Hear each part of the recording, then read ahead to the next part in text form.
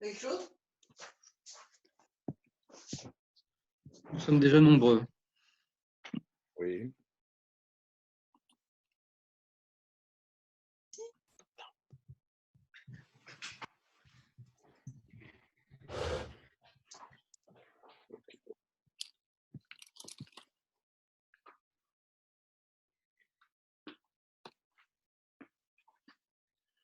Voilà, on va commencer. Meir, tu enregistres, c'est ça? Notre ami Meir? Oui, ça y est, c'est déjà en cours. Ok, alors on va commencer. Bonsoir. Alors, la question que je me pose, c'est que là, nous vivons une période unique peut-être dans l'histoire de l'humanité.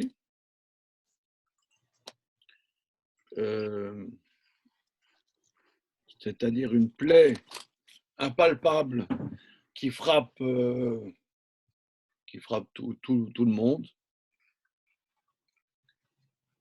Et disons qu'on s'en sorte, on ne sait pas de quoi demain va être fait. On entend des gens que l'on connaît très très bien qui décèdent. Là, il y a dans la choule où je vais le Shabbat, il y a un monsieur, un fidèle qui est décédé là. Voilà, donc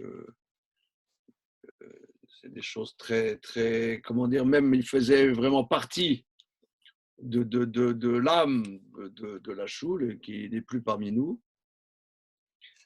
Et donc lui ou d'autres, donc c'est des choses extrêmement concrètes.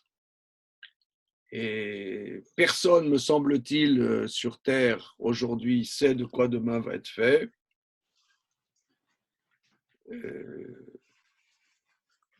Ce qui m'interroge aussi, c'est que ici en France, il y a 2 mois, tout le monde ne parlait que d'écologie, transition écologique, féminisme, que sais-je, etc.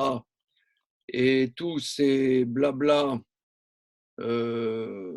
s'écroulent par le fait qu'on ne sait pas du tout où on va, on ne sait pas du tout de quoi demain va être fait, comment on va passer Pessah, on ne sait rien du tout.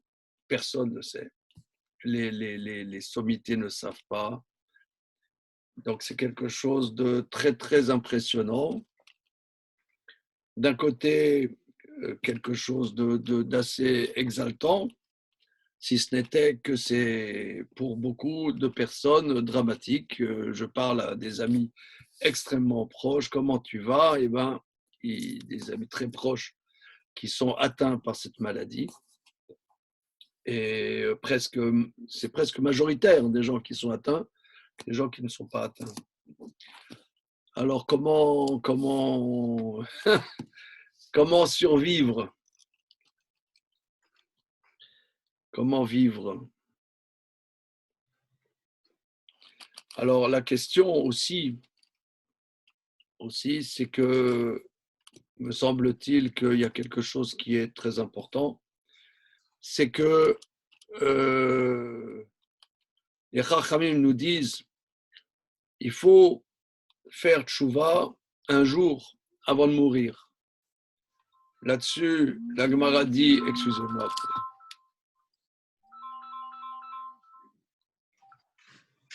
Allô? Oui. Comment? Merci, merci. Regarde, je suis en cours, mon petit-fils. Je suis en cours, hein, merci. C'est vrai, c'est notre anniversaire, c'est vrai, tu as raison. Merci beaucoup, Eliakim, merci. Voilà, au revoir. Mon petit-fils m'appelle de Jérusalem pour me rappeler que c'est le 40e anniversaire de notre mariage, mon épouse et moi. Mazel Tov. Voilà. Mazel Tov, Mazel Tov. Mazal Tov, Yom Holedet Sameach. Alors, tout ça pour dire que les Chachamim nous disent que l'homme doit faire tchouva un jour avant sa mort. Là-dessus, mais tu ne sais pas quand est-ce que tu vas mourir. Alors fais tchouva tout de suite, comme on dit dans le verset, Bechol Yom Iyu Begadecha Levanim, que chaque jour tes vêtements soient propres.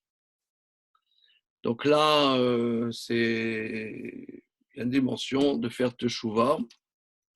Et c'est autour de ça, je pense que notre étude va tourner. Qu'est-ce que ça veut dire, faire teshuvah? Et est-ce que c'est possible? Est-ce que c'est possible de faire teshuvah? Ça, c'est la première chose. Deuxième chose, disons que ce que nous vivons, là, cette épidémie se résolve, s'arrête, et qu'on sorte du confinement à un moment T, disons qu'on sorte. Alors, qu'est-ce qu'on va faire? Est-ce qu'on aura tiré quelque chose de ce confinement, de ce que nous vivons? Est-ce qu'on aura tiré quelque chose? Alors évidemment, il y aura des bibliothèques qui vont s'écrire là-dessus. A posteriori, on peut toujours tirer des théories. Mais prospectivement, on n'en sait rien. A posteriori, on peut écrire des bibliothèques. Mais comment intégrer ce que nous vivons, qui est très, très particulier? Parce que là, on est chez nous. D'abord, il y a des gens qui m'ont posé des questions. Peut-être que, est-ce qu'il y a encore la mitzvah de faire le seder? Le seder, c'est un grand moment de convivialité. Alors, la Mishnah, plutôt la Baraita, dans le traité Psachim, aborde la question si la personne est seule le soir du seder. La Mishnah, je vais vous la citer.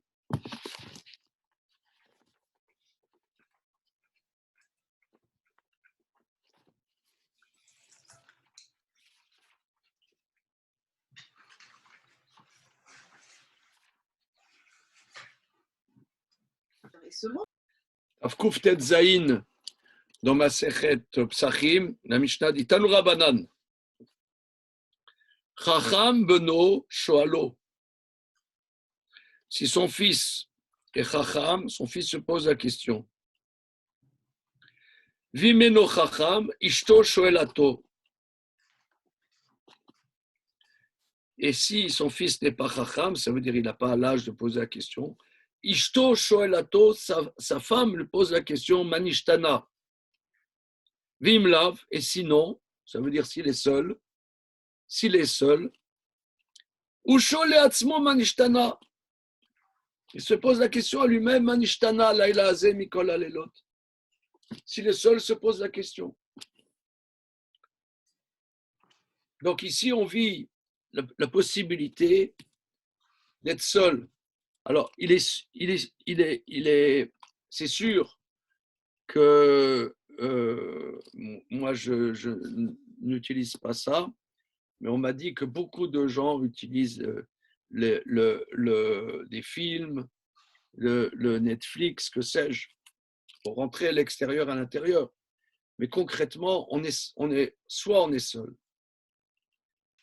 qui est une épreuve de se retrouver seul quand on est habitué de vivre avec les autres. Il y a un maître actuel, Rav Reuven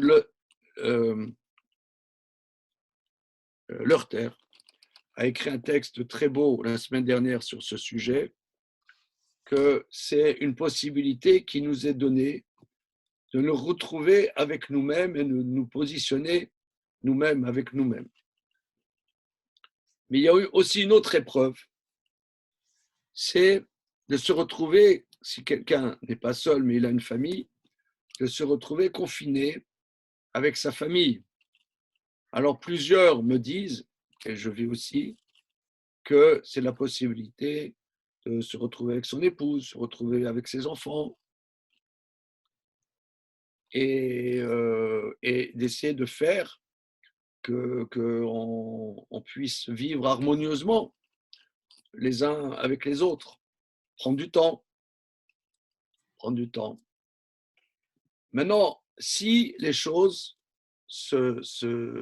on sort du confinement, est-ce qu'on ressortira avec cette frénésie, peut-être encore plus grande frénésie de l'extériorité que nous avions avant le confinement? Et c'est fort possible. C'est fort possible. Comment tirer quelque chose de ce que nous vivons? Alors, je vais vous rapporter deux exemples de grands maîtres de notre tradition. Il y a un grand maître qui a vécu la Seconde Guerre mondiale, qui s'appelle Rav Yecheskel Levinstein. Rav Yecheskel Levinstein, donc, si je ne m'abuse, il est né à Lodz, comme mon père, un milieu chassidique, et il est allé à l'Yeshiva de Mir. Il est allé à l'Yeshiva de Mir en Lituanie, et la Yeshiva de Mir, de manière extraordinaire, pratiquement toute la Yeshiva a réussi à prendre, en 1941, si je ne m'abuse, le Transsibérien et s'est retrouvé en Chine. Il s'est retrouvé en Chine. Et ils ont réussi à survivre. Toute la Yeshiva. Quand tous les autres qui sont restés en Lituanie ont été massacrés, comme chacun sait. Il paraît que pour ne pas oublier cela, Rav Yecheskel Levinstein, jusqu'à sa mort, il ne s'est jamais adossé sur un dossier de chaise. Il a pris sur lui, pour ne pas oublier ce qu'il a vécu, un exemple, quelque chose de pratique dans le quotidien, un geste dans le quotidien pour ne pas oublier ce qui s'est passé. Ça, c'est un point qu'il a concrétisé par quelque chose, un acte. Autre chose, Rav Abitbol nous a raconté, il y a X années, qu'à Ber Yaakov, lui, il était à l'Yeshiva de Ber Yaakov, où il y avait Rav Olbe. Et à Ber Yaakov, il y avait un séminaire de jeunes filles. Donc, ça, c'était dans les années 50, 1950, quelque chose, 50 quelque chose. Et au séminaire de jeunes filles, les jeunes filles, avec leurs monitrices, sont allées à la plage en Israël. Voilà. Et il y a sur les plages en Israël des courants parfois qui sont très dangereux. Même à eau peu profonde, il y a des courants très, très, très, très forts. Et il y a 2 filles du séminaire qui se sont noyées. Alors, les monitrices, elles qui étaient responsables, qui avaient la responsabilité de ce groupe de jeunes filles, comment survivre à quelque chose comme ça? Comment survivre à une responsabilité pareille? Tu organises une sortie avec les jeunes filles. Il y a eu un coup du sort, je ne sais pas quoi, 2 filles se sont noyées. Et c'est toi qui as organisé. Alors, tu vas dire, ça arrive. Mais dans notre tradition, ce n'est pas comme ça qu'on voit les choses. C'est pas comme ça. Dans la tradition juive, c'est pas comme ça. Il y a on est responsable, on a une responsabilité. Alors, comment survivre à ça? Comment survivre? Nous a rapporté Rav Abitbol, ces jeunes filles sont allées voir le grand maître de l'époque, le Stapler, Rav Yaakov Israël Kanievski, le père de Rav Chaim Kanievski actuel. Elles sont allées voir Rav Kanievski. Paraît-il que Rav Kanievski leur dit la chose suivante. Regardez, dans le Shulchan Aruch, il y a plein de détails. Est-ce qu'il y a un détail dans le Shulchan Aruch que lorsqu'on se coupe les ongles, on ne doit pas couper d'abord les ongles des mains et les ongles des pieds en même temps. Et lorsqu'on coupe les ongles, on doit couper pas les ongles suivis. Par exemple, 1, 3, 5, 2, 4. Et pareil pour la main droite. Mais pas suivi.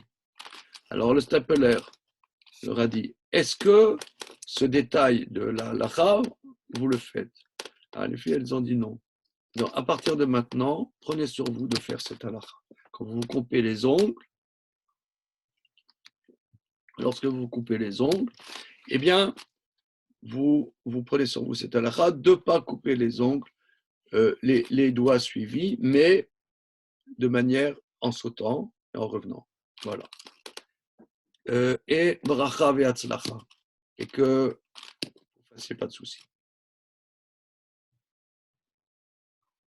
Donc, ça veut dire, ça veut dire, je ne sais pas qu'est-ce que ça veut dire, mais on peut dire à minima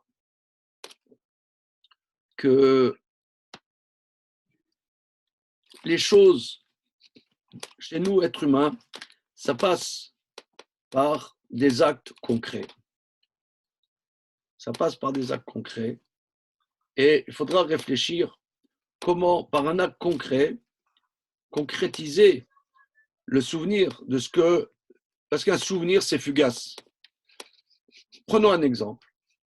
Il y a des gens qui ont été traumatisés parce qu'il s'est passé dans la Seconde Guerre mondiale. Après, ils ne parlent que de ça. C'est le devoir de mémoire. Ok. Mais c'est trop énorme. C'est énorme. Tu ne peux pas encaisser ça.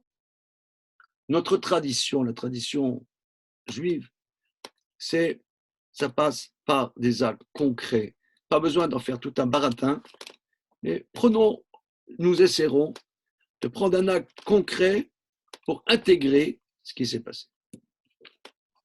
Maintenant, il se trouve que là, nous sommes à une semaine de Pessah. Et nous avons étudié les 2 dimanches matins derniers dans le Gvurot Hashem, le commentaire du Maharal sur la Matzah. Et il me semble que de manière, c'est plus que prophétique, c'est-à-dire puisqu'on dit que Dieu a regardé dans la Torah avant de créer le monde, c'est-à-dire que le monde est fondé sur la Torah et sur les mitzvot, et que là, ce que nous sommes en train de vivre se passe juste dans la préparation de Pessah et la fête de Pessah, que la fête de Pessah, les détails de la fête de Pessah sont extrêmement coïncident, me semble-t-il, à ce que nous sommes en train de vivre. Alors, je pense que certains d'entre vous ont suivi l'étude du dimanche matin à 9h hier et il y a une semaine, mais je le reprends parce que, si vous voulez, le but de nos études n'est pas d'épater la galerie. Moi, je ne cherche pas du tout à épater la galerie, je ne cherche pas à sortir, je ne suis pas un prestidigitateur qui sort de mon chapeau des choses merveilleuses, mais ce qui est important, c'est d'étudier les textes et de les intérioriser, de faire que la Torah puisse être quelque chose de vécu, Donc, plus on révise, plus on reprend, plus on peut intérioriser les choses. Alors, au début du Seder, dans la Haggadah, on prend la matzah et on dit Alachma Anya Dachalu Avatana Be'ara de Mitzrayim Kol Dirfin Yete Ve'yechul Kod Yitzrir Yete Ve'ifsar Ashata Acha le Shana Abba Be'ara d'Israël Ashata Avde le Shana Abba Benechov. Voilà le pain, on montre la matzah et on dit voilà le pain pauvre que mangeaient nos pères dans la terre d'Égypte. Tout celui qui a faim, qui vienne manger, tout celui qui a besoin, qui vienne faire le sacrifice de Pessah. Alors, la question, que symbolise la matzah? Que symbolise la matzah? Alors, le texte rédigé en araméen, pourquoi rédigé en araméen? C'était la langue que les gens parlaient. Si on parle en français, on parle en français. Voilà le pain pauvre que mangeaient nos pères. Si on parle en ladino, c'est en ladino. Il y en a qui savent dire ça en ladino parmi nos sympathiques candidats là.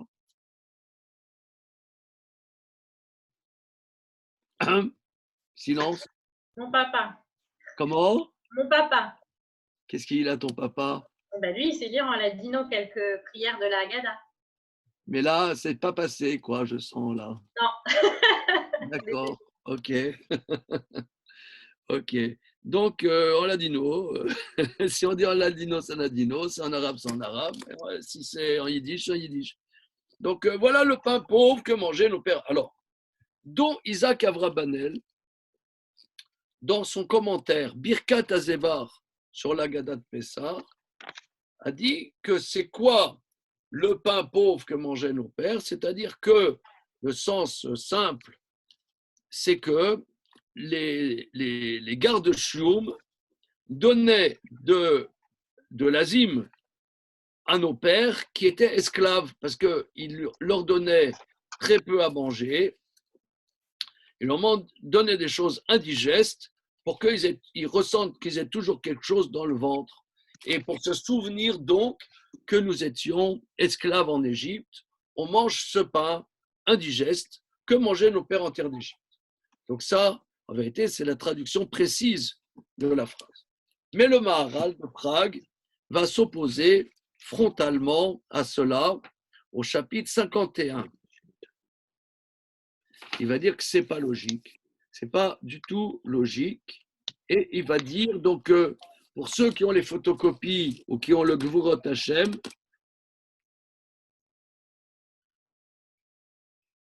il va dire, je vais le lire, et j'espère que vous ne m'en voudrez pas de faire de la lecture, mais petit à petit, on va rentrer dans le sujet. Il dit, Lama kara oto beshem oni, parce que la Torah, dans Parashat Re'eh, dit Shivat Yamim Tochal Matzot, Lechem Oni. 7 jours vous mangerez des matzot, Lechem Oni, un pain pauvre. Et la mitzvah d'après la Torah, c'est de manger de la matzah le soir du Seder.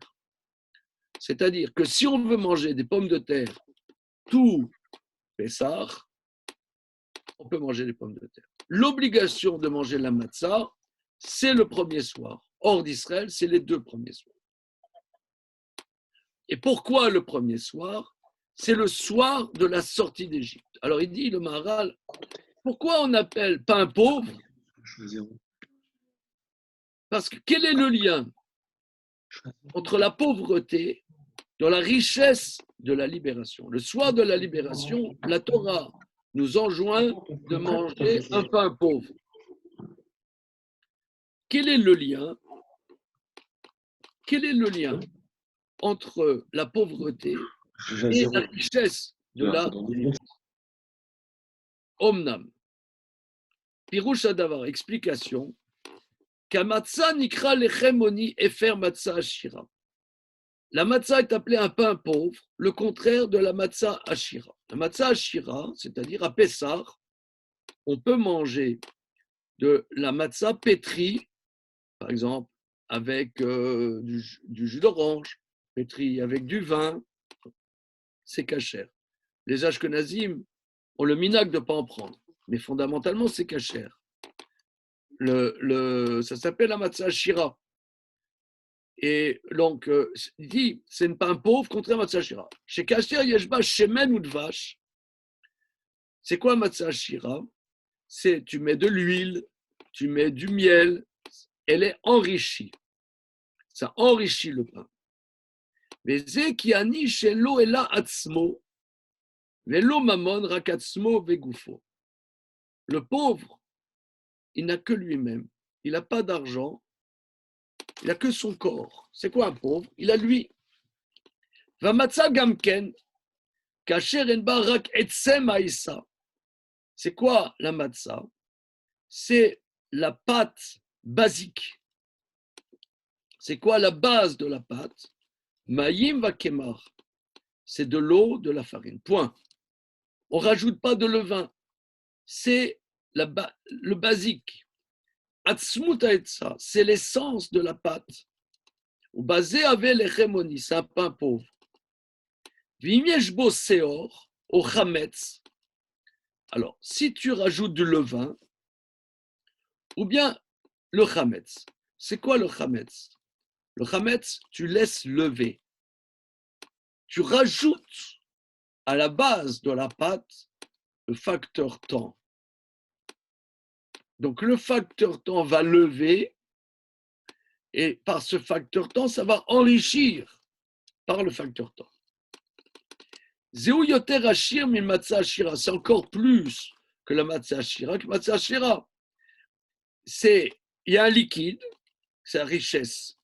Mais si tu rajoutes un élément extérieur, soit le levain, soit le concept de chametz, qui est le facteur temps, ça sort de la simplicité de la pâte. C'est pour ça la matzah est appelée les chenouni.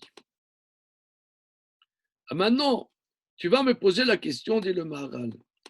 Quel est le lien entre la pauvreté et la liberté? En vérité, ce sont deux antagonismes, deux opposés. La liberté, la pauvreté. Le pauvre, comme les Chachamim nous disent, Ani Kemet. Un pauvre, il ne peut rien faire.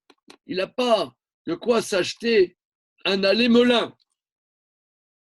Bon, je l'avais déjà dit au cours la semaine dernière, mais ça fait réagir personne. Il n'a même pas de quoi s'acheter un allé-melin. Est-ce que quelqu'un connaît la référence? Non, explique-nous. Si, c'est la chanson, non? Je sais plus. Quelle chanson? C'est une vieille chanson, je ne pourrais pas vous dire, mais j'ai déjà entendu ça. Qui c'est qui parle? Qui c'est qui parle? Ouais, c'est Reggiani. Gianni, voilà, quelle chanson? Ah, voilà. Ça, je ne sais plus. Venise n'est pas en Italie. Eh oui, évidemment. Je vous conseille, Venise, n'est-ce pas Damien? Parce que c'est une rime assez riche. C'est non, ça veut dire, Venise n'est pas en Italie, machin. Il n'a même pas de quoi s'acheter un aller Paris-Melun. Voilà. Donc, il peut même pas aller même dans la grande banlieue. Il n'a même pas. Donc, c'est un pauvre, il est coincé. Donc, en quoi la pauvreté est liée à la libération? Enzekashia. Ce n'est pas une question. Kaniyut beatzmo ora geula. La pauvreté nous enseigne sur la libération. She'en inyan hageula rak sheyotse. C'est quoi la libération? C'est sortir de l'esclavage. C'est sortir de l'esclavage. Pour ça, il faut être comme la matzah. Il faut être pauvre. Quelqu'un, il a 4 magasins. Il a 20 magasins. Une chaîne de magasins. Et comme en Espagne, par exemple, il y a 500 ans, un peu plus, il y a eu le décret d'expulsion d'Espagne. Il paraît que les gens simples, beaucoup, sont partis d'Espagne. Et il y avait des gens qui avaient des propriétés, qui avaient des entreprises, des investissements. On l'a dit, dans 4 mois, il faut partir. Je ne peux pas. Mes parents ont construit une entreprise. Moi, j'ai repris cette entreprise, j'ai développé cette entreprise. Et je ne peux pas partir. Je suis un entrepreneur. Je suis un investisseur. Je suis quelqu'un de riche. C'est quoi? Et au moment de partir, au moment de sortir, il faut ne pas être dépendant. Il faut être comme un pauvre. La matzah, ce n'est pas l'expression de la liberté, c'est l'expression de la sortie à la liberté. C'est l'expression de la sortie à la liberté. Pour sortir à la liberté, il ne faut pas être dépendant d'autre chose que de soi. L'okemo eved, l'esclave, il n'est pas autonome. Il se définit par son maître. Son maître lui dit fais ci, fais ça. Il se définit par son maître. Yeshlot Sirouf El Zulato. Comme on voit, Eliezer, l'esclave d'Abraham, arrive à Haran, chez Betuel, le père de Rivka. Il lui dit Eved Avraham Anori. Esclave d'Abraham, je suis. Mais dis-nous qui tu es. Je suis l'esclave d'Abraham. Il se définit par autre chose que lui-même. C'est ça la matzah. C'est ça la matzah.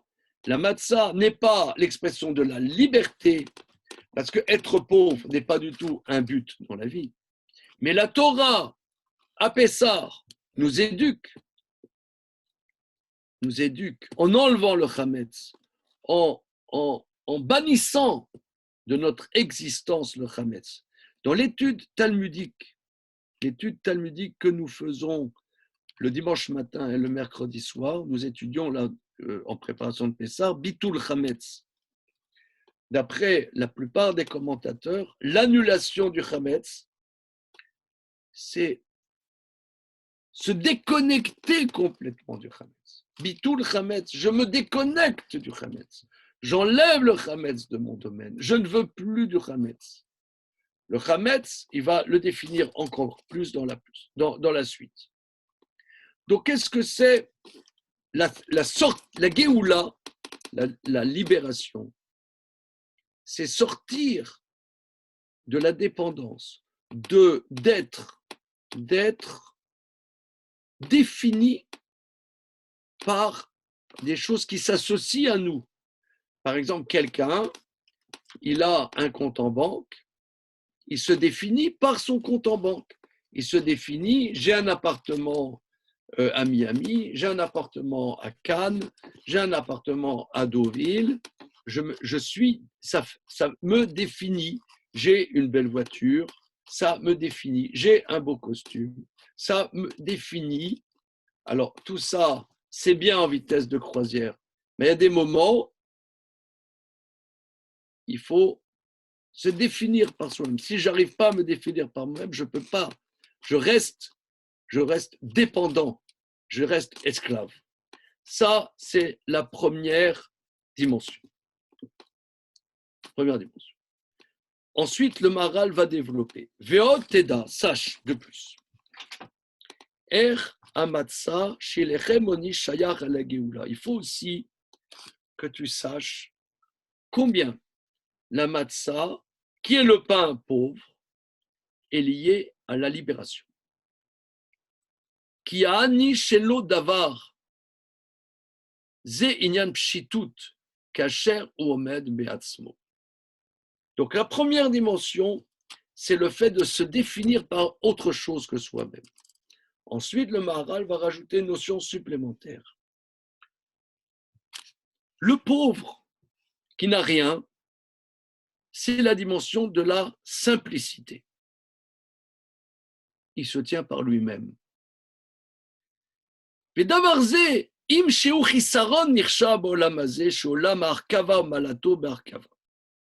Cette chose, être pauvre, c'est une inadaptation dans ce monde. Parce qu'un pauvre ne peut rien faire dans ce monde. Bien que ça soit considéré une inadaptation dans ce monde, un manque dans ce monde. Parce que le monde dans lequel nous vivons est un monde complexe. Et la définition de ce monde est la complexité. Mikol makom apshitut mala I metzad olam apashut. Mais la simplicité et la qualité d'un monde simple dans lequel il n'y a pas cette complexité. Balayla azeh ayut tzririm el hageula. Et cette nuit-là, ils avaient besoin, les enfants d'Israël, de la libération. Velo haïta geula metzad olam hazeh. La libération n'est pas une dimension interne à ce monde-ci, mais c'est s'immisce dans ce monde complexe une dimension non complexe. La Géoula ne vient ici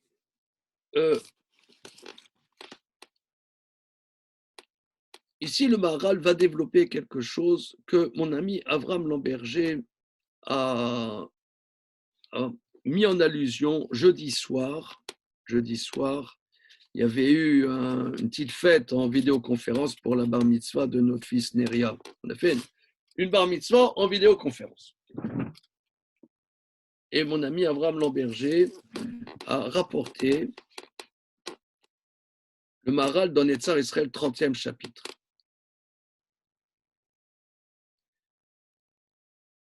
Les Chachamim, dans le traité Psachim, disent qu'il y a des choses que l'homme ne peut pas savoir.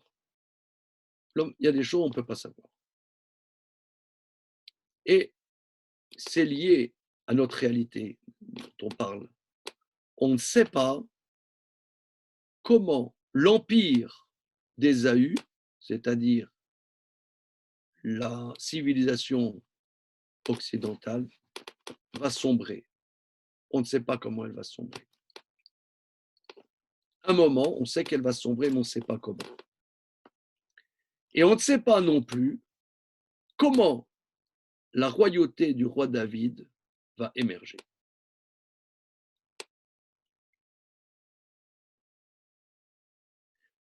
Le Maharal développe que le royaume d'Ésaü n'engendrera pas la royauté de David. Parce que la royauté de David, qui est une réalité sur terre, mais complètement inouïe, ne peut pas être une suite logique du royaume d'Ésaü.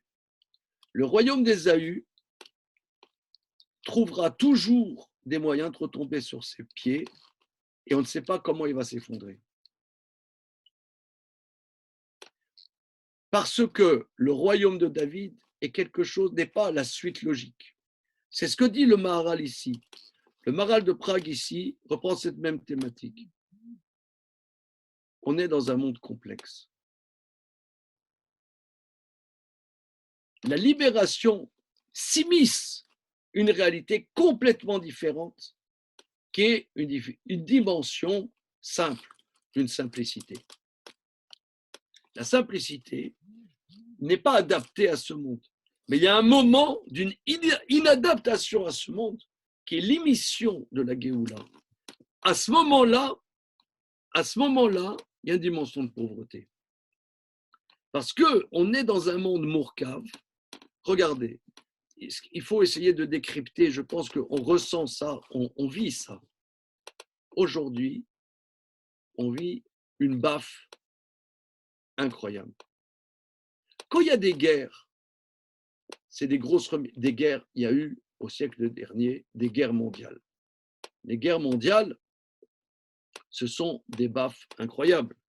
Mais tu peux dire, oui, c'est la faute des nazis, c'est la faute des fascistes, c'est la faute du grand capital.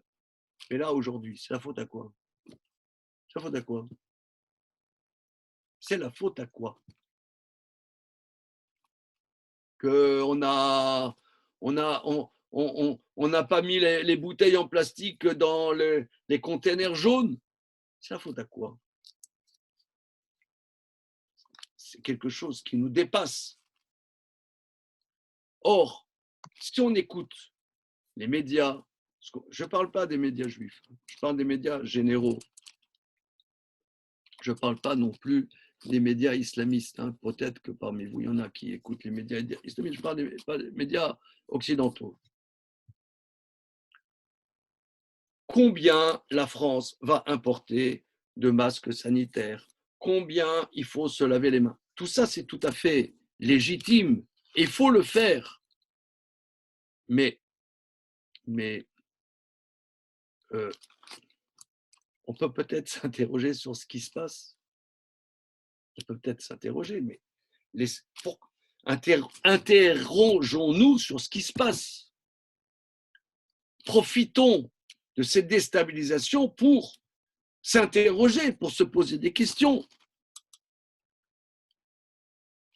Non. La question, il y a une question très importante. Le confinement va-t-il durer 2 semaines ou 3 semaines? Bon, ça va. Dis-nous tout de suite que tu ne sais pas. Détends-toi. Sois tranquille. Dis que tu ne sais pas. Dis que tu ne sais pas comme tout le monde. Sois simple. Voilà, c'est ça. Sois simple. La dimension ici, c'est la dimension de simplicité. Et là, le Maharal va continuer. Le Fikar, Siva lechol matzah lechem oni. C'est pour ça que Dieu nous a enjoint de manger du pain pauvre. Shu lechem apashut, qui est un pain simple. Share enbo davar, il n'y a rien que le basique. Il y a les ingrédients les plus simples, farine, eau et pas de facteur temps. Le minimum pour que ça cuise et que ça ne lève pas. Mipne, chez Balaïla, Ze Ayuni Galim, car cette nuit-là, ils ont été libérés.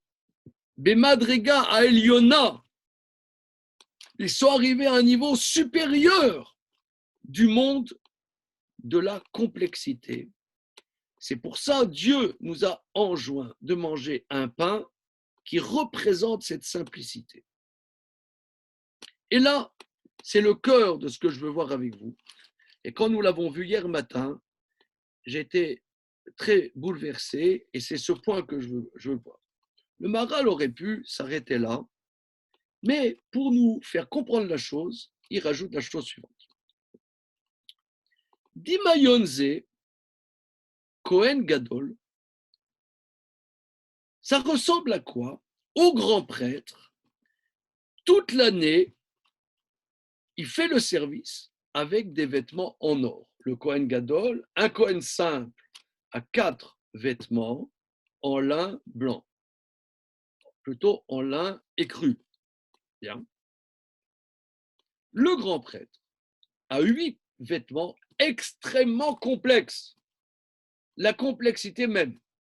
Parce que le Kohen Gadol, le service au temple, c'est prendre tous les éléments de ce monde qui servent Dieu. D'ailleurs,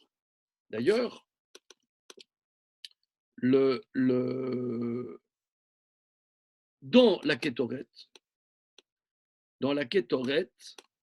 l'encens, il y a 11 espèces. Il y a une espèce qui s'appelle mort, l'autre s'appelle Ketsia. Il y a un débat entre Maïmonide et le Révède, Rabbi Avraham ben David de Posquier, pour savoir qu'est-ce que c'est mort. Il y en a qui disent c'est la myrrhe. La myrrhe, c'est une plante. Ça, c'est le Réved. Mais Rambam, il dit c'est du sang. C'est du sang, si je ne m'abuse, il y a un animal qui s'appelle la civette qui donne le musc. C'est du musc. Le musc, c'est du sang qui vient de glandes d'un animal qui s'appelle la civette, un animal pas cachère. Et cette glande sécrète une sécrétion très, très odoriférante. Et Maïmonide dit qu'on prend ce musc, qu'on met parmi les 11 espèces de la kétorette. Le Réved dit, c'est pas possible, parce que toutes les choses qui participent du culte, du service au temple, ce ne sont que des choses cachères. Or, le musc vient d'un animal pas cachère. En vérité, c'est une sécrétion de sang qui n'est pas cachère lui-même. Réponse de Maïmonide, oui, mais le musc vient d'un animal pas cachère, mais comme il est cristallisé, il devient dur comme de la pierre, il perd son élément animal et devient comme un minéral. Un aliment qui devient comme un minéral perd son statut d'aliment et devient cachère. Ça, c'est la thèse de Rambam. Qu'est-ce qu'on voit de là? On voit de là que tous les éléments, même les éléments pas cachères, sous une forme transformée, participent au service de Dieu au temple. Donc le Kohen Gadol, il a ces 8 vêtements qui représentent, dit le Maharal de Prague, la complexité, le faste du monde, le faste extrêmement complexe. C'est plus qu'un vêtement d'un très grand couturier. C'est le faste même qui est la dimension de ce monde-ci. Mais, dit le Maharal, à Yom Kippour, il va rentrer dans le Saint des Saints, dans le Kodesh HaKodashim. Il va rentrer dans le Kodesh HaKodashim. Pour cela, il doit enlever ses vêtements somptueux et mettre des vêtements blancs les plus simples possibles. Et le Maharal, donc, compare la matzah, qui est l'aliment le plus simple qui soit, aux habits du Kohen Gadol à Yom Kippour quand il rentre dans le Saint des Saints. Le Maharal, comme d'habitude, n'explique pas plus que ça. Je propose d'expliquer la chose suivante. Le Maharal ici nous invite à nous interroger comment peut-on faire tchouva? Comment on peut faire tchouva? On ne peut pas. D'ailleurs, c'est ce que nos maîtres disent, que la tchouva a été créée avant la création du monde. Comme la Torah est avant la création du monde, la tchouva a été créée avant la création du monde. Qu'est-ce que ça veut dire? Comme je l'ai dit la semaine dernière, et je le répète,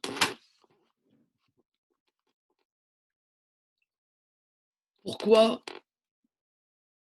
notre ami qu'on aime bien, Emmanuel Macron, Édouard Philippe, une équipe sympathique,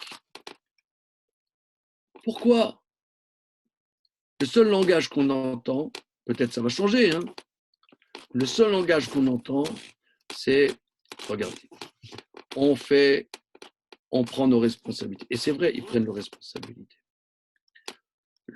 On va allonger un peu le confinement jusqu'à une date renouvelable. OK. On importe et on fabrique beaucoup de masques. C'est très très bien, il faut le faire, c'est magnifique. Mais tu ne peux pas dire que tu ressens quand même un ébranlement, que, regardez, on vous a saoulé pendant des années sur la transition écologique. On s'est trompé, ce n'est pas ça le problème. Il y a d'autres problèmes. Dans l'humanité, il y a peut-être des problèmes plus profonds que ça. Arrêtons de nous raconter des salades. Pourquoi ils ne racontent pas ça?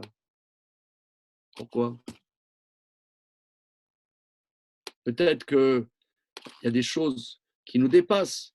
Depuis 200 ans, avec le siècle des Lumières, on a cru pouvoir maîtriser les choses. Et là, on voit qu'on ne maîtrise rien. Essayons de réfléchir là-dessus. Ah mais non, c'est pas possible. Donc où est-ce que vous nous amenez?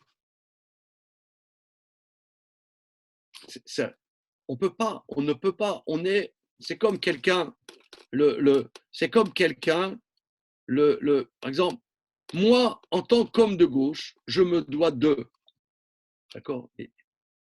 Est-ce que sous la douche, tu es encore un homme de gauche? Ça veut dire, en tant qu'homme de gauche, je me dois de. Ou en tant que juif orthodoxe, je me dois de. Mais tu n'es pas juif orthodoxe. C'est une complexité. Tu ne peux pas faire tchouva. Tu ne peux pas t'interroger. Si tu es un juif orthodoxe, ou à l'autre, il dit oh, bon, okay, laissons l'orthodoxie. Moi, je suis un juif libéral. Ok, d'accord. Tout ça, c'est des étiquettes. Tout ça, c'est des choses qui nous empêchent de faire tchouva. À un moment, il faut enlever cette complexité. Si tu es dans tes étiquettes, tu ne pourras jamais te reprendre. Quelqu'un, il a fauté.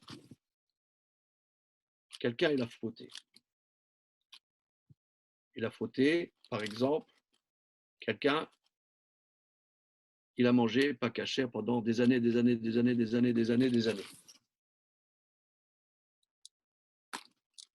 Et il est avec ses collègues qui le connaissent, avec qui il a fait des repas d'affaires.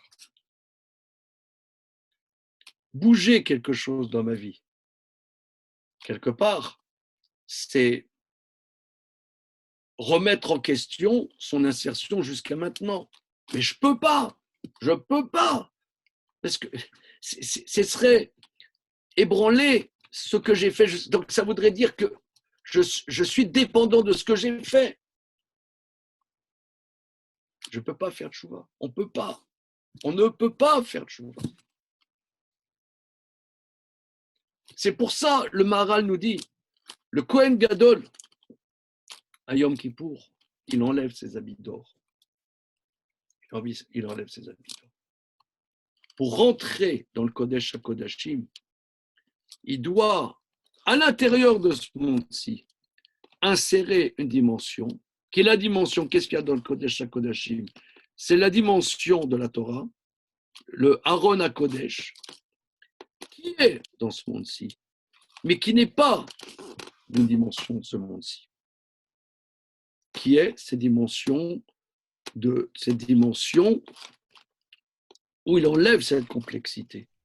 Enlever cette complexité, le Kohen Gadol va nous aider à accéder à cette chouva.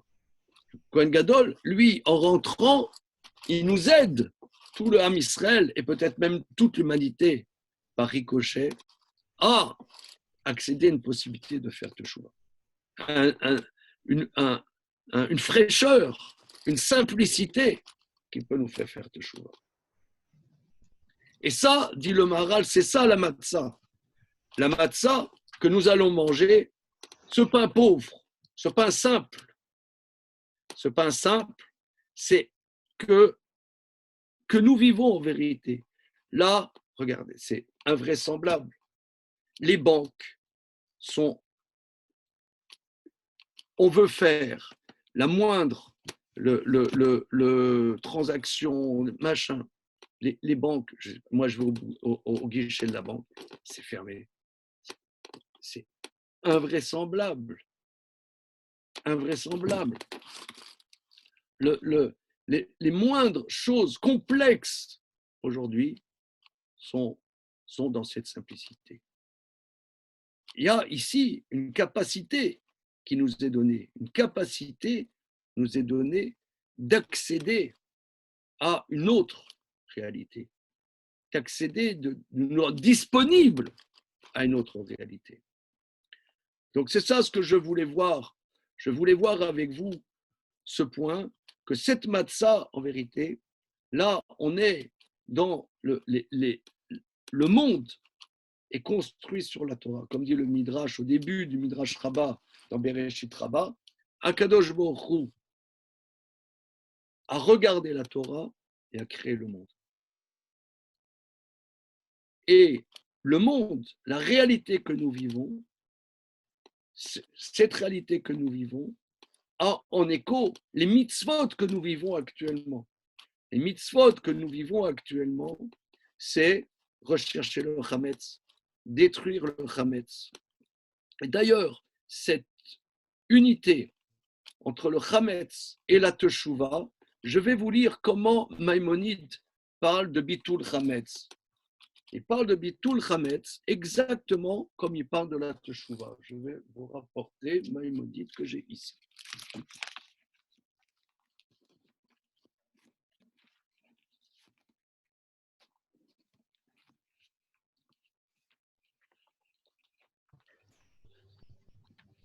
Juste Rav, Oui, oui, vous tenez qu'on peut pas faire de chouva, vous avez dit, ou votre mascara, c'est qu'on peut faire. qui intervient? Noé, Comment? Noé, c'est Noé. Oui, oui, c'est-à-dire que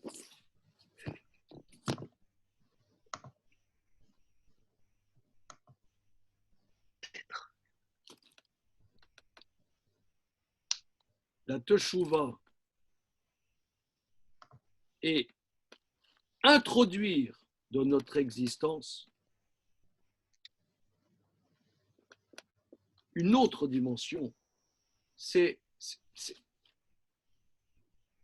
Prenons un exemple. La Mishnah dans le traité Yoma dit, dans le dernier chapitre, dit, quelqu'un il dit, je vais fauter et après je vais faire teshuva, Dieu ne lui donnera pas la possibilité de faire teshuva. Prenons un exemple. Il y a quelqu'un, il est accro aux pizzas de Pizza Hut. Moi, je ne sais pas qu'est-ce que c'est, mais j'imagine, c'est un concept, hein, c'est une parabole. Je n'ai jamais mangé de Pizza Hut, mais je prends un exemple hein, que je ne connais pas, mais disons, imaginons, quelqu'un, il est accro. Il dit, et il a écouté sur un site juif que ce n'était pas cachère et qu'un juif, il ne doit pas manger des pizzas de Pizza Hut. Il dit, oh, il va y avoir. Qu'est-ce que je vais faire? J'aime trop les pizzas de Pizza Hut. Ça me fait trop mal au cœur. Je veux faire tchouva. Bon, regarde. Je mange encore des pizzas de Pizza Hut. Et le mois prochain, je ferai tchouva. Alors, la Mishnah nous dit que Dieu fera en sorte qu'il ne pourra pas faire tchouva.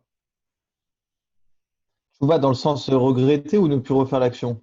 Ou les deux, enfin, chouva dans le sens regretter Non, ou... teshuva, c'est changer. Non, la teshuva, c'est arrêter, changer les actes.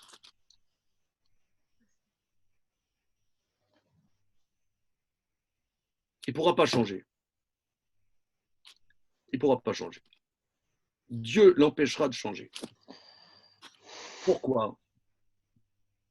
Quelqu'un il dit Erte ve'ashuv, je ne sais pas, par exemple, il est amoureux de sa sœur et c'est réciproque.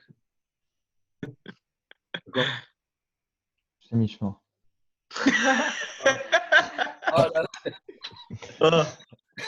Et il s'aime d'amour tendre. Mais il réalise que c'est interdit par la Torah. D'accord? Il réalise que c'est interdit par la Torah. Et c'est très grave. Alors, ils vont se prendre un pot tous les deux. C'était avant le confinement. Ouais. Et qu'est-ce qu'on fait? Bon, regarde. On continue encore un mois. Et dans un mois, on arrête.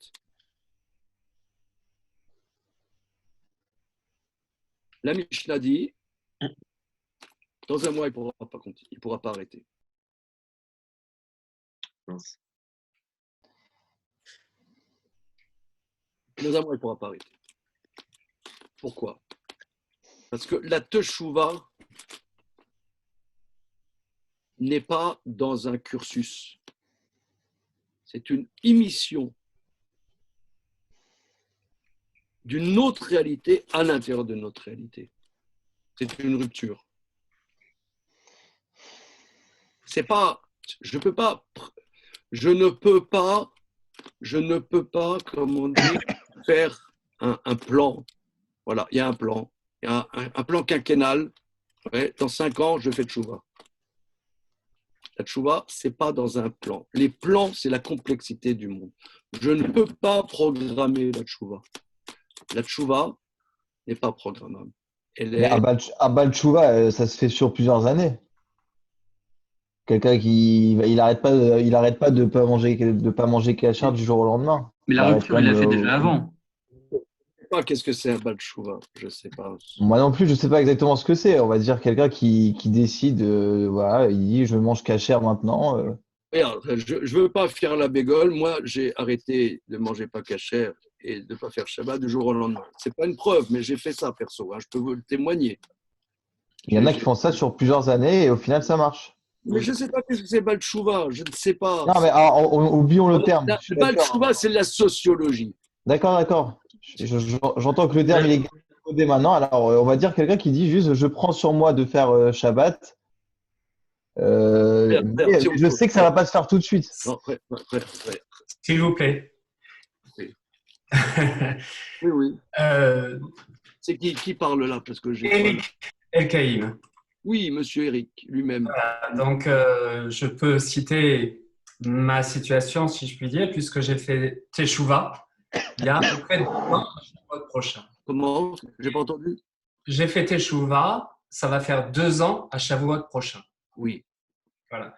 Et quand je suis arrivé à la yeshiva de Nice, où les rabbanim m'ont, entre guillemets, pris en main, m'ont aidé, etc., à peu près tout le monde m'a dit hors de question de faire la teshuva d'un seul coup. C'est très important d'y aller lentement et de faire une vraie bonne teshuva. Donc, ça a l'air de contredire ce que vous êtes en train de dire. Non, Qu'en pensez-vous? regardez. Là, on parle je prends un exemple. Un de mes plus grands amis, à un âge lambda, il a découvert plus ou moins qu'il était juif. Et il est allé étudier, et il avait un métier qui ne pouvait pas, le Shabbat d'après, il ne pouvait pas arrêter son métier. Il aurait été sur la paille, d'accord? Bon.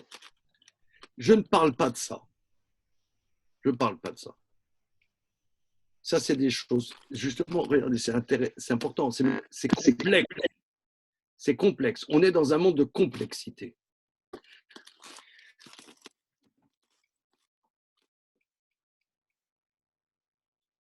Mais je parle de choses qui concrètement peuvent s'arrêter.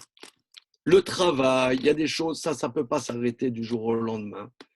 C'est des questions même halakhiques complexes. Le mot complexe, c'est notre sujet. Mais je parle, quelqu'un, il a quelque chose qui pratiquement, il pourrait l'arrêter tout de suite. Laissons le concept de Baal Tshuva. Ça, c'est de la sociologie importante, oui, mais ce n'est pas de ça dont on parle ici. D'accord.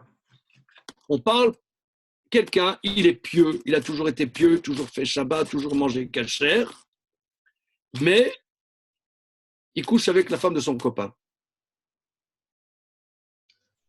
D'accord? C'est pas Baal Tshuva, dans le sens sociologique. Mais il réalise que ce qu'il fait, il n'a pas le droit de le faire. Il le sait. Alors, il dit à sa dulcinée,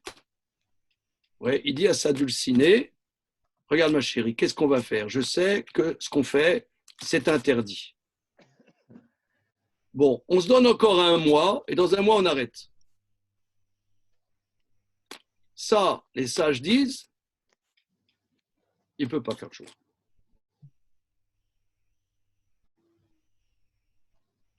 Mais Gérard, si je me place d'un point de vue extérieur, je pense, par exemple, je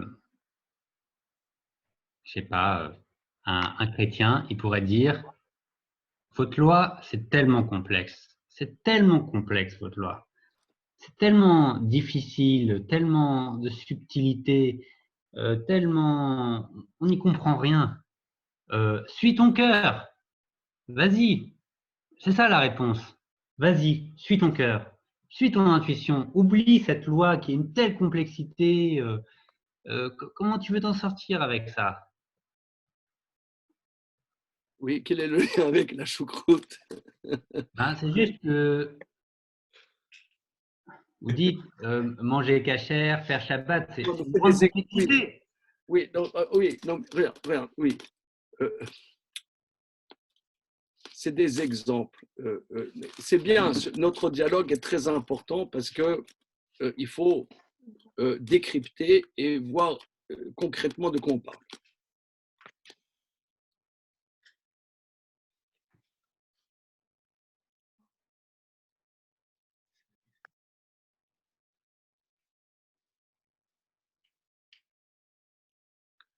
Je parle de choses, disons, c'est pas, je parle pas de vous.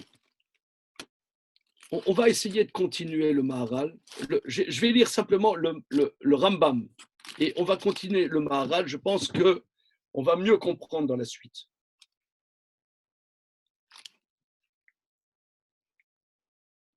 Il y a des grands débats dans les Rishonim, les commentateurs de la Gemara, pour savoir quelle est la mitzvah de détruire le Hametz. Donc, avant Pessah, on ne doit plus posséder de Hametz. On ne doit plus posséder de Hametz. La thèse de Rambam, et c'est la même thèse que Rashi d'ailleurs, et que le Rabbeinu Nissim de Gérone, qu'il y a une mitzvah à la Torah qui s'appelle la veille de Pessah, Tashbitu Seor Mebatechem. Vous arrêterez le levain de vos maisons. La veille de Pessah, vous arrêterez le levain de vos maisons. Rambam dit, Maï Ashfatazo, qu'est-ce que c'est cette mitzvah de Tashbitu, vous arrêterez le Hametz? Chez Batlo Belibo, qui l'annule dans son cœur, Veyarsho Voto Keafar, qui le considère comme de la terre, Veyassim Belibo, Shen Bershuto, Hametz Klal, qui considère dans son cœur qu'il n'a plus Hametz du tout. Ça, c'est ça la base de ne plus avoir de Hametz. Mais, comme finalement c'est un devoir des cœurs intérieurs, nos maîtres ont exigé qu'il faut enlever le Hametz concrètement de sa maison, le détruire. Mais, fondamentalement, ça pourrait suffire d'après la Torah. Je romps avec le Hametz. Je romps avec le Hametz. Alors, maintenant, je sens qu'il manque, vos remarques me montrent qu'il manque un élément important dans ce que j'ai rapporté. Il y a, jusqu'à maintenant, dans l'exposé du Maharal, il y a deux étapes. Première étape, la matzah représente la sortie à la liberté. Pour sortir à la liberté, il faut être comme un pauvre, se définir par soi-même et pas être dépendant d'autre chose. Ça, c'est un. Deuxième élément, que la matzah est un pain simple, car la sortie de l'esclavage, qui est la dépendance, c'est l'esclavage. L'esclavage est, on pourrait dire, une parabole de la complexité de ce monde, dans lequel je suis esclave. Et pour sortir, il faut que Dieu introduise dans notre réalité une réalité simple, qui est la matzah, qui représente une autre réalité. La matzah, la Torah qui est un travail en élaboration constante. Il y a, mon fils Akiva m'a dit, il a étudié récemment avec un élève de Rav Eliashiv. Rav Eliashiv, qui est un des très grands maîtres de notre génération, qui est décédé, je ne sais pas, il y a 7-8 ans. Et cet élève de Rav Eliashiv a dit à mon fils que Rav Eliashiv n'a rien écrit. Il y a des écrits au nom de Rav Eliashiv, mais ce n'est pas des écrits de Rav Eliashiv. Pourquoi ? Parce que si Rav Eliashiv était considéré comme un des grands décisionnaires de notre époque, pour certains le plus grand décisionnaire de notre époque, ces décisions étaient toujours données à un temps T. Et T plus 1, ces décisions pouvaient changer. Parce que la Torah est en élaboration constante. C'est pour ça qu'un talmudiste s'appelle un talmid chacham. C'est un élève savant, un savant élève. C'est en élaboration constante, c'est un travail constant qui n'est pas limité. Or, dans ce monde, on est dans un monde complexe et qui a des limites. La Torah nous fait accéder, Dieu nous donne une possibilité d'accéder à une dimension d'une simplicité non finie, un infini à l'intérieur d'un monde fini. C'est ça ce que représente la matzah. Ça, c'est la deuxième étape. Troisième étape, le Maharal va dire, et je pense que ça, c'est le cœur, en vérité, je suis désolé, c'est le cœur de ce que je voulais dire, mais vos remarques me font réaliser qu'il manquait l'élément suivant, me semble-t-il, que la Gemara, dans le traité Psachim, dit, la Kuftet Zain Amoud Aleph, que qu'est-ce que c'est l'Echemoni? Parce que tu aurais pu dire l'Echem Ani, un pain pauvre. Pourquoi l'Echem Oni? Aïn, alors ça s'écrit Aïn, Nun, Yud et un Cholam. Le Cholam n'est pas avec un Vav, mais avec ça se prononce, mais ça ne s'écrit pas. Pour faire l'allusion aux pauvres, c'est ce qu'on a dit tout de suite, mais ça se prononce Oni. Oni veut dire parler. La matzah, dit le Maharal, c'est l'echem chez Onim Alav de Varim Arbe, c'est un pain sur lequel on parle. C'est pour ça, le soir du Seder, tout est organisé autour de la matzah qui nous donne la possibilité de parler, d'avoir un échange. C'est ce que les kabbalistes disent, le Harizal dit, que Pessar, la bouche parle, parce que en Égypte, la parole était en exil. Il n'y avait pas de parole en exil. Il n'y avait pas de parole en Égypte. La sortie d'Égypte est la possibilité que la bouche parle.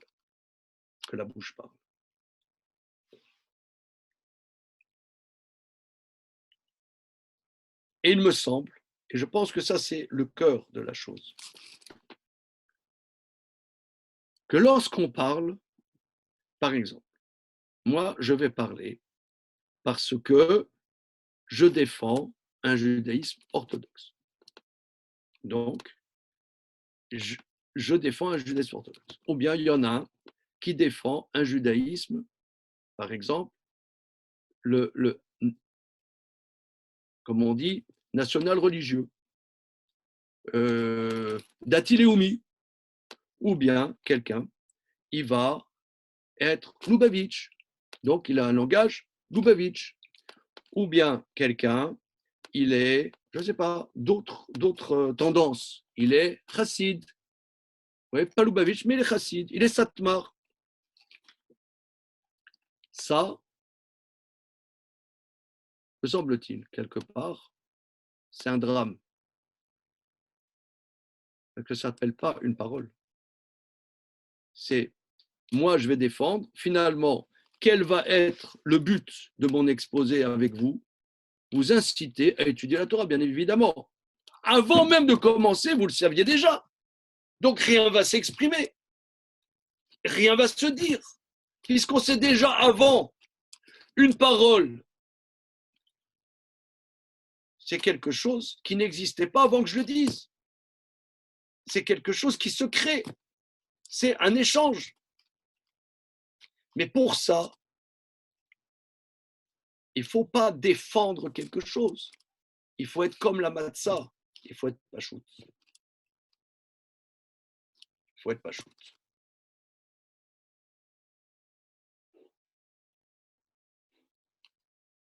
Et ça, me semble-t-il, dans cette période de confinement, pour ceux qui ont la chance d'être avec d'autres personnes, parce qu'il y a des personnes qui sont seules, et c'est une épreuve en tant que telle, mais pour quelqu'un qui est avec d'autres personnes en confinement, il est possible que comment dire, ce désert incroyable, cette prison dans laquelle on est, cet effacement de ce qu'on connaît, peut donner la possibilité de parler. C'est quoi parler? Et hier, je pense qu'il y a des personnes qui étaient là à l'étude d'hier et qui sont encore ici ce soir. Il y a notre ami Yochanan Yitzhak. Tu es là, Yochanan Yitzhak? Bon, je ne sais pas. Non, il n'est pas là. Ben, d'accord. Notre ami Yochanan Yitzhak a dit quelque chose de très intéressant hier, que nous avons vu que il y a 4 fils. Il y a 4 fils. Ça, c'est ce que je vous ai rapporté, c'est le chapitre 51 du Gvurot Hashem. Hier, on a vu dans le Péret, chapitre 53. Le Maharal, à un moment, il dit quelque chose de bizarre. Il y a 4 fils. Il y a le Racham, le Racha, le Tam et celui qui ne s'est pas posé de question. À un moment, le Maharal dit, la question de celui qui ne s'est pas posé de question, dans la Torah, se trouve au sujet de la matzah. Le Maharal dit, la question de celui qui ne s'est pas posé de question. Qu'est-ce que ça veut dire? La question de celui qui ne s'est pas posé de question. Qu'est-ce que c'est? La question de celui qui ne s'est pas posé de question. Moi, quand je l'ai lu la première fois, je l'ai lu la deuxième fois, je l'ai lu la troisième fois, je me suis dit, il y a une erreur de typographie. Mais avec l'échange que nous avons fait hier, il est ressorti. Il ne s'est pas posé de questions. Il a peut-être quelque chose à dire. Peut-être on n'est pas assez libre, assez disponible pour qu'il puisse parler, pour qu'il puisse dire sa question. Il faut être disponible, il faut être libre. Il faut être libre. Pour qu'il y ait une parole, il faut être libre. Le soir du Seder, il y a une parole, c'est quoi? La parole, il faut être libre pour qu'il y ait une parole. Il y a, depuis 3 semaines, nous avons la chance d'avoir un nouveau gendre dans la famille, Réhouven Ohayon. Et il m'a dit quelque chose de très intéressant. Que lui, il est dans une yeshiva de Brisk. Yeshiva de Brisk. Et il y a une tradition dans les maîtres de yeshiva de Brisk que quand tu parles avec un des maîtres de tes problèmes, il prend tout son temps.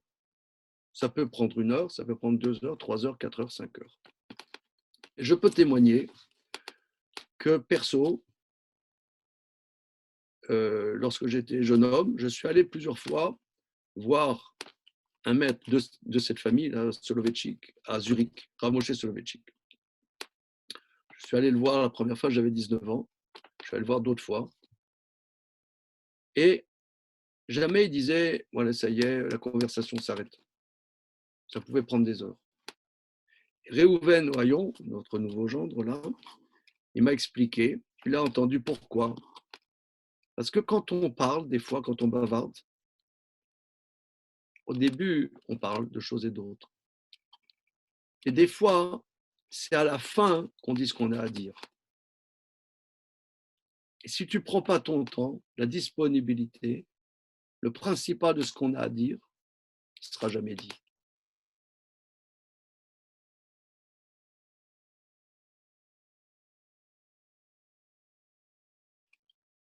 Donc, pour qu'il y ait une parole, et le soir de Pessah, c'est Pessah, la bouche parle. Pour ça, il faut avoir enlevé le Hametz, enlever ce qui nous, ce qui nous définit pour pouvoir être disponible, pour pouvoir être libre, pour qu'il puisse y avoir une parole. Une parole, c'est quelque chose qui n'avait encore pas été dit. Je prends un exemple simple que j'ai pris un jour précédent. Après la Seconde Guerre mondiale, il y a des survivants qui sont venus. Ils ont dit ce qu'ils ont vécu et les gens n'étaient pas prêts à écouter. Ils ont dit, mais non, c'est pas possible. Ouais, t'es taré ou quoi, c'est pas possible. Ils se sont tus.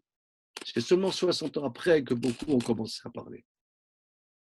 Parce que les gens n'étaient pas disponibles à ce qu'on puisse dire des choses. Quelqu'un a vécu quelque chose. Encore faut-il qu'on puisse être libre pour écouter. C'est pour pouvoir être disponible. Donc, il ne parle pas. Il ne parle pas. Il a des choses à dire, il ne parle pas, il ne peut pas parler. Tester. Presque dans notre vie, on passe notre temps à ça. Alors, on dit des banalités. On parle du foot, on parle des élections, on parle de bêtises. Parce qu'on ne peut pas parler. Et ça, me semble-t-il, que nous, aujourd'hui, on est dans cette simplicité, on est dans en yiddish, on dit un broch, on est dans un fourbi illimité, quand même, un peu de luxe quand même pour la plupart d'entre nous, quand même, hein, on n'est pas, la plupart d'entre nous, on a de quoi manger quand même, mais on est dans un fourbi, on ne sait pas où on va. Et d'ailleurs, le Maharal dit que Mitzbar, désert, c'est le lieu Midbar de Dibour de la parole. C'est là où on a pu être disponible à écouter Dieu. Parce que dès qu'on est en terre habitée, Dieu lui-même, il a des choses à dire. Mais ça ne nous intéresse pas. Ça ne nous intéresse pas.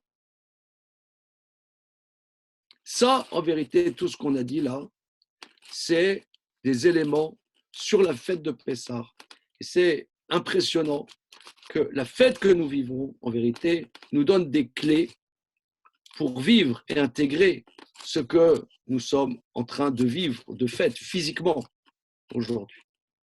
Voilà, les amis, me semble-t-il qu'on a un peu donné quelques voies, quelques démarches sur ce qu'on peut tirer de notre quotidien et que ce désert, cette désertification même de Paris, des villes dans lesquelles nous vivons, ce désert, qu'il puisse y avoir une parole, qu'on puisse être libre et qu'entre nous, avec les personnes avec qui nous vivons, on puisse être disponible pour qu'il y ait des paroles qui s'expriment sans tais-toi, j'ai pas le temps, ou je ne sais pas quoi.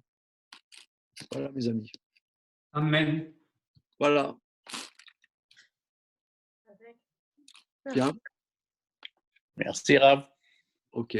Allez. Merci, Chazak Baruch. Bonne soirée. Merci, Très bien. Gérard. Bonne Chazak. soirée. Juste une question. Oui. Vous nous avez dit que pour une façon de comprendre celui qui ne pose pas de questions, c'était qu'on n'arrivait pas à l'entendre. Mais en ramenant ce qui se passait dans les yeshivas, on vous précisait que finalement, il y a la variable temps qui peut être nécessaire pour rendre disponible l'écoute. Donc c'est comme si d'un côté, on a enlevé le temps, la variable temps, et de l'autre côté, elle est nécessaire. C'est pas faux. Oui, c'est-à-dire, je reprends, c'est-à-dire tout à l'heure, j'ai dit que le facteur temps était une complexité, n'est-ce pas? C'est ça ce que toi tu dis? Oui, tout à fait, qu'on l'a enlevé pour la mettre ça. C'est vrai. Il faut que ça lève. Il faut que la parole, elle lève. C'est bien. Ok. C'est bien. Ça lève. C'est vrai que la parole, il faut des fois que ça fermente. Voilà. C'est vrai. Ok. Bien. Très bien. Merci, les amis. Bonne soirée. Merci. Merci,